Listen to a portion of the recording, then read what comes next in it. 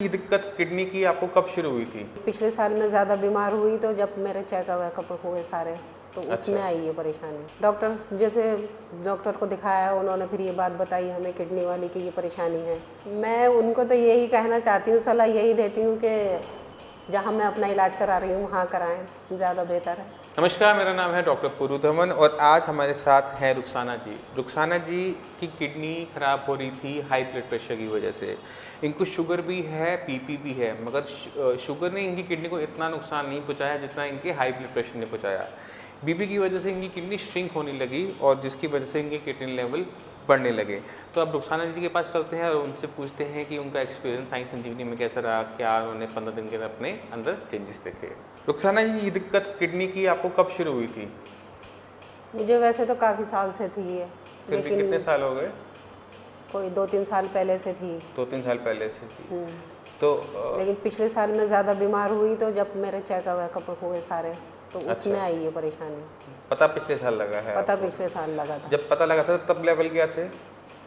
तब लेवल काफ़ी नीचे थे, मतलब बहुत 2 पॉइंट थे।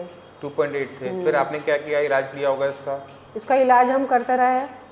डॉक्टर को दिखाया, उन्होंने फिर ये बात बताई हमें किडनी वाली की ये परेशानी है। अच्छा। तो उन्होंने मतलब दवाई हमारी बराबर चलती रही मेरी, मैं जाती भी रही, बातचीत होती रही उनसे। लेकिन जब मेरा 4 पे आ गया तब उन्होंने ये कहा कि अब तो मुझे साल 6 महीने में आपको एडमिट कराना पड़ेगा और डायलिसिस पे लेना पड़ेगा।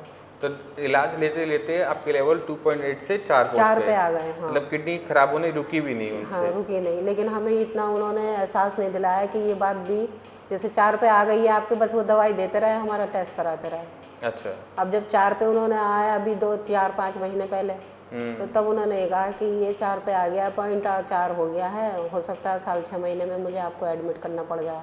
अच्छा। डायलिसिस देना पड़ जाए। ठीक है। तब मैं ज़्यादा घबराई इस बात से। फिर आपने क्या किया उसके बाद? बस घर वाले भी परेशान हो गए, मैं भी परेशान हो गई। ये चलती रही कहानी। फिर हमने बीमार में ज़्यादा रहने लगी, ज़्यादा नज़ला ज़ुकाम रहने लगा, बुखार ज़्यादा आने लगा। तो फिर टेंशन से ज़्यादा हुआ मेरे ख्याल से। हाँ, फिर बस टेंशन ही हो गई एक तरह से। हमें वो सजेस्ट किया कि वो किडनी के स्पेशलिस्ट हैं। हाँ, मैन डॉक्टर 1 महीना उनका इलाज किया। तो अच्छा। तो उसमें भी किडनी उस टाइम 4.7 थी। 4.7 था हाँ, तब। लेकिन फिर जब 1 महीने दवाई खाने के बाद इलाज किया तो 5.2 हो गई।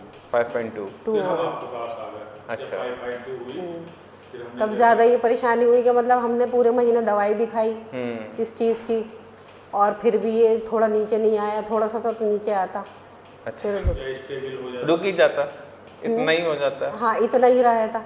तो ज़्यादा तो कुछ महसूस भी होता है कि चलो भैया आगे भी इलाज कर लें और इनका। हाँ, अब 15 दिन में क्या हुआ आपके साथ? जब साइंस इंजीनियर 15 दिन की दवाई ली है ना आपने, अब सबको बताओ कि 15 दिन में आपके साथ क्या हुआ? 15 दिन में काफ़ी मुझे आराम मिला है। मेरी कमर में जो इतनी तकलीफ थी कि मुझसे चला भी नहीं जा रहा था, या जीने में मैं चढ़ती थी तो सांस फूलता था मेरा बहुत, और टांगे बहुत, मैं बस बहुत ज़्यादा परेशान रहने लगी थी। बस ये होता था कि अब बताओ अभी मैं कैसे गुजारा करूं या किस तरह से अपने घर का काम करूं। अच्छा, जब हमारे पास है तो लेवल क्या थे? 5.2 ही था उस टाइम। 5.2 था। और अब 15 दिन में लेवल क्या हुआ? 15 दिन के बाद अब 3.7 हो गया। 3.7। खुश हो? हाँ, खुश हूँ, बहुत ज़्यादा। चल रही किडनी अब आपकी हैं? चल तो रही है, आगे अल्लाह मालिक है। ठीक है। अच्छा, बाकी जो किडनी के मरीज़ होते हैं जो इधर उधर भटकते रहते हैं, उनको क्या कहना चाहते हो? मैं उनको तो यही कहना चाहती हूँ, सलाह यही देती हूँ कि जहाँ मैं अपना इलाज करा रही हूँ वहाँ कराएं, ज़्यादा बेहतर है।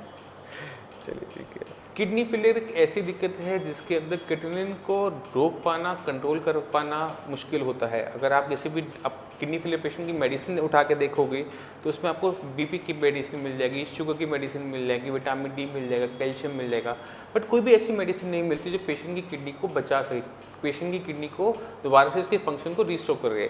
ये सबसे बड़ी दिक्कत होती है जिसकी वजह से पेशेंट के जो लेवल्स हैं वो डाउन नहीं हो पाते।